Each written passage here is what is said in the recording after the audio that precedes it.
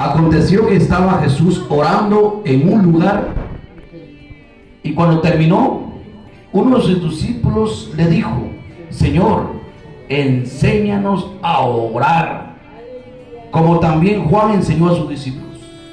Entonces, una de las experiencias que distinguen el evangelio de religiones baratas en el mundo, mis amados hermanos, es que el cristiano evangélico es un hombre, una mujer de oración, ¿verdad? La oración de un hijo de Dios es distinta a cualquier rezo, a cualquier vana repetición que pueda hacer cualquier religioso. La oración, amado hermano, es algo tan bonito que nos comunica con Dios. Aleluya. Podemos hablar con Dios nosotros y exponerle todos nuestros problemas, todos nuestros deseos, nuestros planes, nuestros proyectos. Entonces era algo grandioso ver a Jesús orando. ¿Quién se podía pensar, hermano, si Jesús estuviera en este tiempo acá con nosotros? Nosotros no creeríamos al ver al Hijo de Dios orando, porque el Hijo de Dios tenía toda la potestad, todo el poder en sus manos. Sin embargo, era un hombre de oración, y nosotros que no somos nada. Amén. Entonces, cuando, ¿saben algo? Jesús siempre oraba y oraba. Dice que se apartaba a lugares desiertos, a lugares solos, a orar siempre. Y el Señor nos enseñó la oración, a orar sin cesar. Entonces la oración es importante para nosotros, hermanos. Deberíamos de ponerle atención a nuestra vida de oración. ¿Saben algo? El Señor se preparaba en oración para cualquier cosa que Él iba a hacer. Como el Señor es omnipotente, omnisciente, omnipresente, lo sabe todo, puede estar en todas partes, conoce los pensamientos de cada uno de nosotros, conoce el futuro, el pasado, el presente de cada uno, de lo que va a suceder. Aleluya. Y nuestro Señor Jesucristo se preparó en oración antes de que sucediera la muerte de Lázaro. Porque cuando murió Lázaro, cuando el Señor se paró en la tumba, dijo él: quiten la piedra. Las palabras del Señor Jesús fueron, antes de decirle: Lázaro, levántate, antes de decir: Lázaro, ven fuera, Él dijo: Señor, gracias te doy porque siempre me oyes. Señor, gracias te doy porque nunca me has dejado solo. Quiere decir que el Señor se preparó antes para hacer cualquier milagro en oración. Aleluya. Pero hubo algo que a mí me impacta, hermanos, que a mí me llama la atención, que dice la palabra de Dios que el Señor pasó orando toda la noche para pedirle dirección a su Padre, para elegir a los 12 discípulos. Imagínense, hermano, siendo el Hijo de Dios, oró para pedirle dirección a Dios, para tomar una decisión. Dice que pasó orando toda la noche orando, mi amado hermano, porque al siguiente día le tocaba que elegir a los 12 discípulos. Amén. Entonces, hermanos, sin embargo, Él eligió a los 12 discípulos a 12 discípulos para delegarles funciones, amado hermano, para que estos discípulos, que pudiera el Señor Jesús manifestar su poder en ellos. Estos discípulos les dio poder y autoridad para hollar serpientes y escorpiones, para sanar enfermos. Pero el Señor, antes de elegirlos, oró. Sin embargo, el Señor Jesús sabía que Judas lo iba a traicionar. Sin embargo, lo eligió, mi hermano, porque Él es perfecto. El Señor Jesús sabía que Pedro lo iba a negar. Sin embargo, lo eligió, y fue con dirección de Dios que Pedro era un elegido, que Judas era un elegido, sabiendo, tomando en cuenta que ellos le iban a fallar al Señor. Por eso nosotros, amados hermanos, somos elegidos de Dios. En alguna u otra forma hemos fallado al Señor, a veces nos hemos apartado, pero el Señor ya lo sabía. Pero hay dos diferencias entre Judas y Pedro. Que Judas, amado hermano, Judas no tuvo el privilegio de arrepentirse y heredar el reino de los cielos. Pedro sí. Pedro lo negó, y cuando Pedro se arrepintió, se convirtió. Aleluya, Pedro fue un apóstol, un gran hombre de Dios, un pescador de hombres. hermano, usted dirá, tal vez yo le he fallado al Señor y ha tenido suerte que está acá, que ha regresado, porque ha contado con el privilegio que tuvo Pedro. Pero muchos no cuentan con ese privilegio, se van de los caminos del Señor y se mueren sin Dios y sin esperanza, como Judas. Entonces, tengamos nosotros en cuenta, mis hermanos, que si nosotros un día le fallamos al Señor, recapacitemos luego y sabemos que el mundo no trae nada bueno. Recapacitemos y sabemos que la vida del mundo no es nada bueno. Aleluya. El diablo mata, destruye y roba. Amén. Entonces, dos hombres que fueron discípulos de Jesús, aleluya, pero uno obtuvo salvación y el otro no. Aleluya. Entonces, ¿cuántos de nosotros, mis hermanos, cuando vamos a tomar una decisión hemos doblado rodillas y pedirle al Señor, Señor, ¿es tu voluntad o no es tu voluntad? A veces nosotros, amado hermano, a veces llegan conmigo, pastor, fíjese que me ofrecieron un trabajo con un horario flexible para ir al culto, me ofrecen un mejor sueldo. Pastor, pero yo ya tengo 15 años de trabajar donde estoy trabajando. Pastor, yo quiero pedirle que usted me aconseje. Le digo yo, pídale dirección a Dios. Yo lo voy a ayudar a orar también. Pidámosle dirección a Dios para ver qué Dios quiere para usted. Aleluya. Pero ¿sabe lo que hacen los hermanos cuando le quieren pedir dirección a Dios para tomar una decisión? Hacen la oración del tirador. ¿Cuál es la oración del tirador? Solo una rodilla doblan así un minuto y ya están de pie. Y ya el Señor me respondió, dice. O hacen la oración del microondas, sin mucho un minuto, están hincados. Ya el Señor dice que sí, dice. Amén. No se pide así dirección a Dios. Usted tiene que orar, orar, orar, orar. En cualquier momento el Señor va a responder. El Señor oró toda una noche para elegir sus 12 discípulos. Imagínense, nosotros queremos orar 1 minuto, 2 minutos, y decimos, el Señor ya me respondió. Ha llegado gente conmigo, pastor, obreros de Nueva Visión, han llegado conmigo, pastor, yo me quiero ir a Estados Unidos. Pero tú tienes un cargo, tú eres obrero, tienes una responsabilidad. Sí, pero quiero irme a Estados Unidos. Pídale dirección a Dios. Aunque el Señor no les haya respondido, dice, bueno, yo siempre me voy. Bueno, el Señor, y dice, el Señor ya me respondió. Y se van, hermanos, pero como el Señor se deleita en misericordia, los guarda en todo el camino y les permite que lleguen. Pero todas sus decisiones, el Señor ya los hace responsables de su vida espiritual allá, porque el Señor no autorizó. Amén. Entonces, cualquier cosa que nosotros vayamos a pedir, siempre tiene que ser orando, con dirección de Dios, para no equivocarnos, para no tener fracasos en la vida. Amén. Entonces, la oración del tirador, la oración del microondas, muchos la practican. ¿Cómo el Señor les va a responder? ¿Cómo van a sentir la presencia de Dios así, mi hermano? La presencia del Señor se siente, hermano, cuando uno ya está orando media hora, 1 hora, 2 horas, 3 horas. Ahí se siente la presencia del Señor. Uno no quiere dejar de orar. Amén. Decía un varón que fue compañero del siervo G. Ávila. Dice, mi error grande fue, decir, invitar a G. Ávila a orar conmigo. Dice que le digo, G. Ávila, siervo, dice que oremos juntos, yo quiero orar con usted. Está bueno, le dijo el siervo G. Ávila, dice que él se puso en una punta y G. Ávila en otra, en una esquinita, dice. Desde que G. Ávila se hincó, levantó sus manos y empezó a clamar el nombre del Señor, a adorarle, a glorificarle, a exaltarle.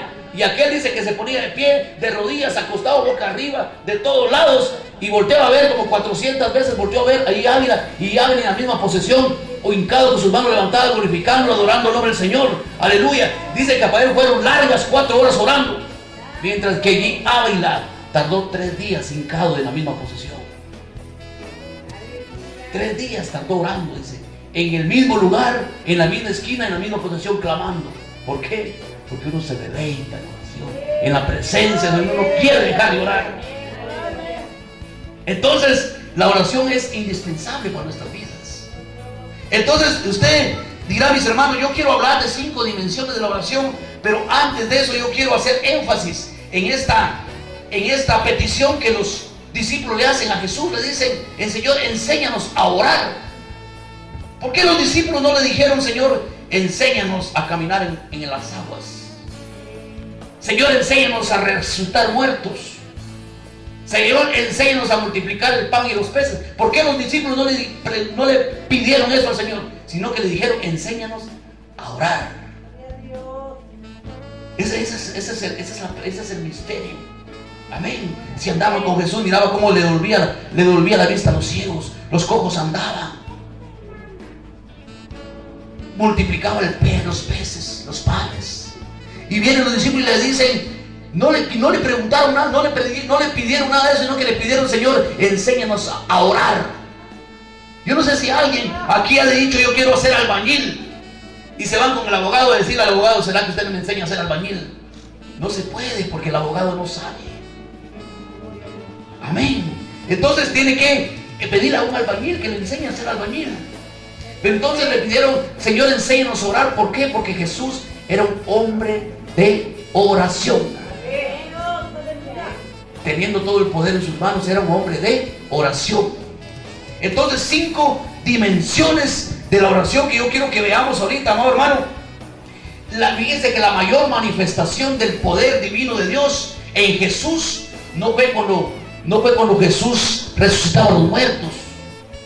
No fue cuando Jesús, aleluya, caminó las aguas. Ahí no, mi hermano. Cuando resucitó a Lázaro, ahí no fue la mayor manifestación del poder de Dios en Jesús, sino que fue cuando Él oraba. Cuando Él oraba, mi hermano, las cosas, cuando uno ora, hermano, unas cosas cambian. Uno se siente seguro. Amén. Entonces, ¿cuánto más importante es para nosotros orar? Si nosotros somos pecadores. Y Jesús, que no conoció pecado, oraba. Oraba al Señor, le pedía al Señor, aleluya, clamaba a su Padre.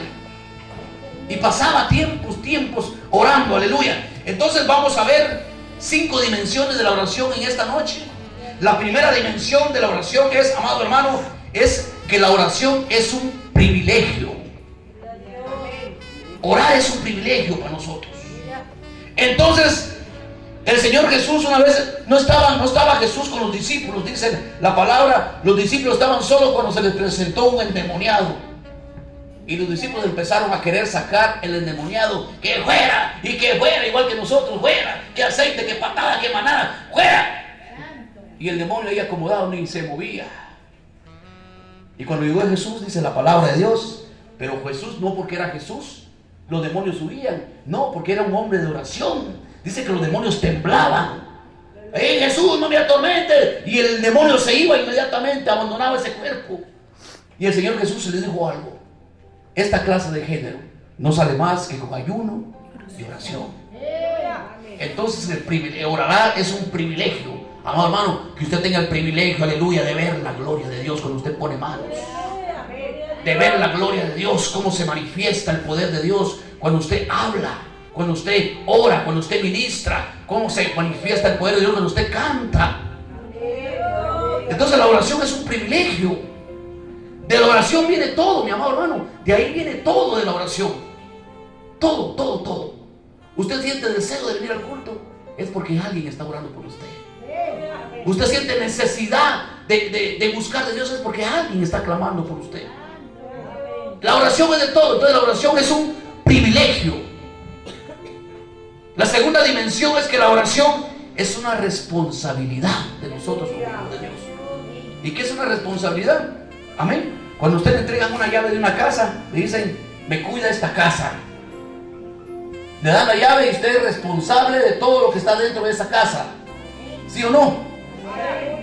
Si se pierde la moto, ¿a quién se la van a cobrar?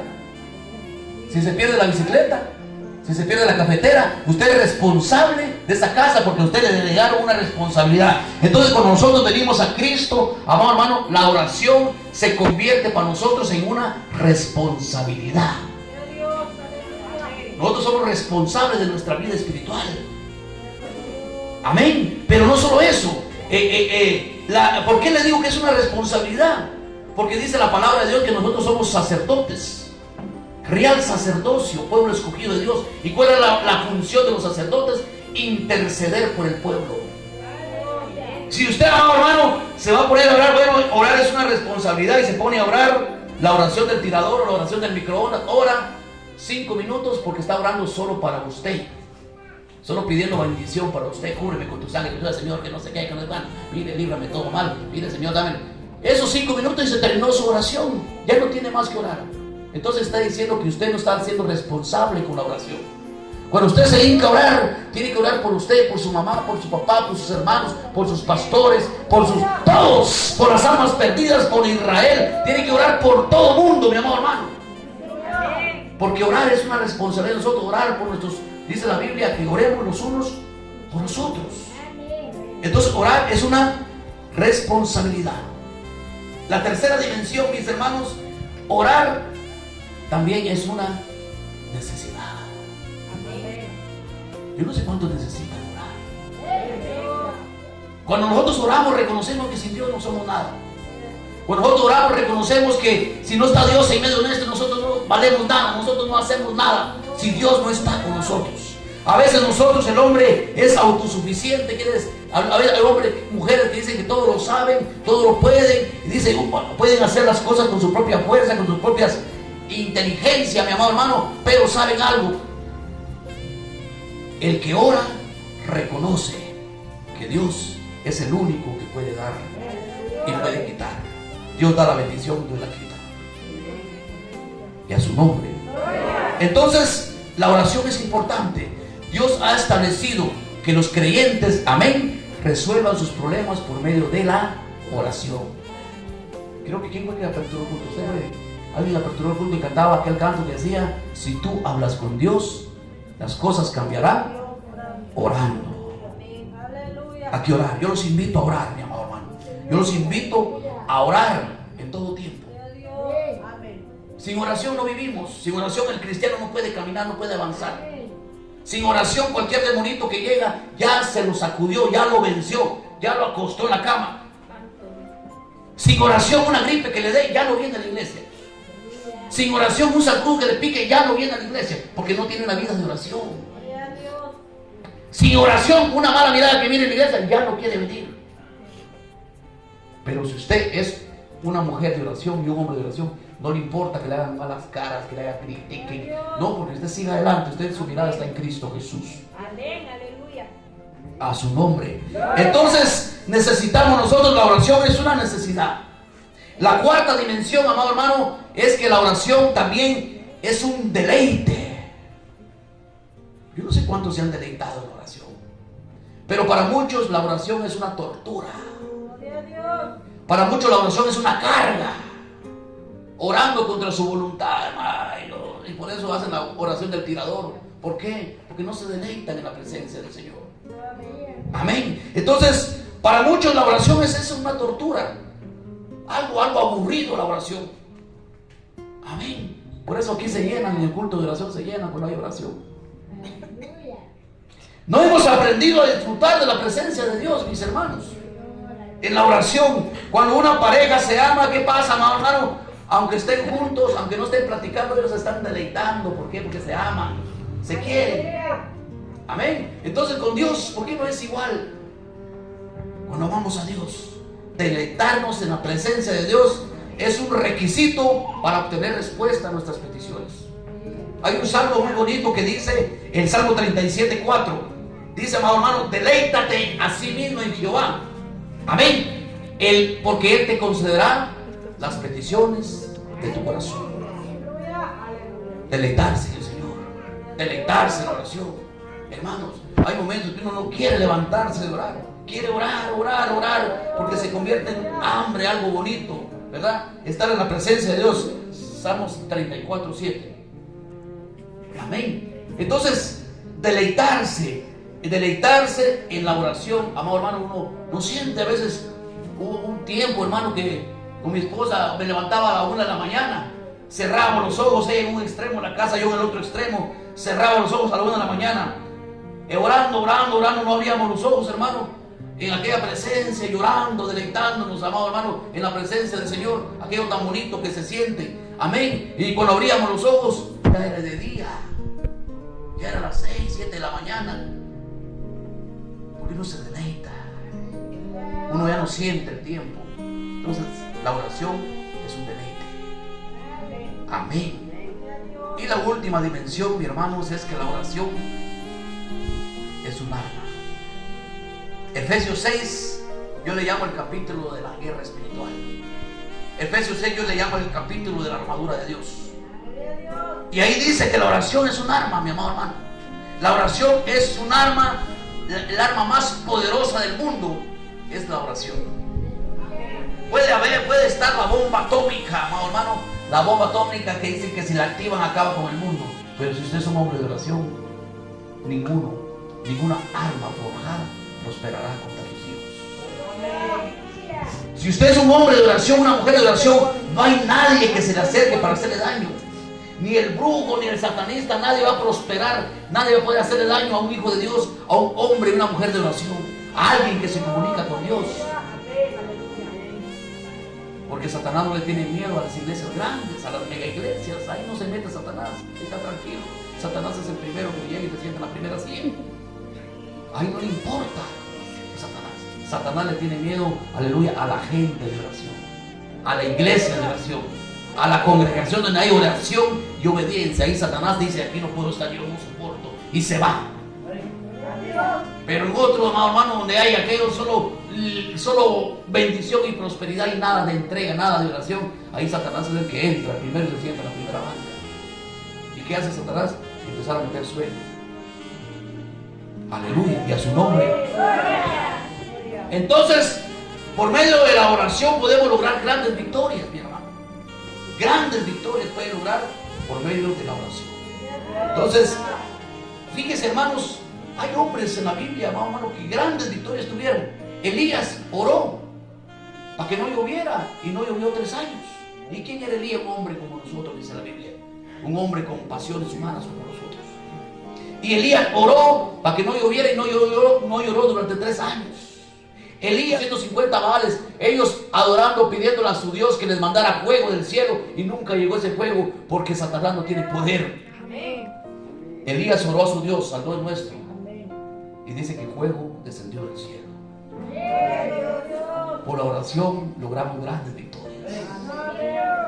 Oremos, hermanos. Tomemos un tiempo para orar en el Señor y miramos la gloria de Dios en nuestras vidas. El hijo que está enfermo, Dios lo levanta. Cualquier cosa, Dios la va a resolver por medio de la oración. Yo los invito a orar, que nos ayuden a orar, todos unidos, juntos. No ore solo por usted, ore por todos y por todas. Y por los primeros que tienen que orar son por sus enemigos, por nuestros enemigos.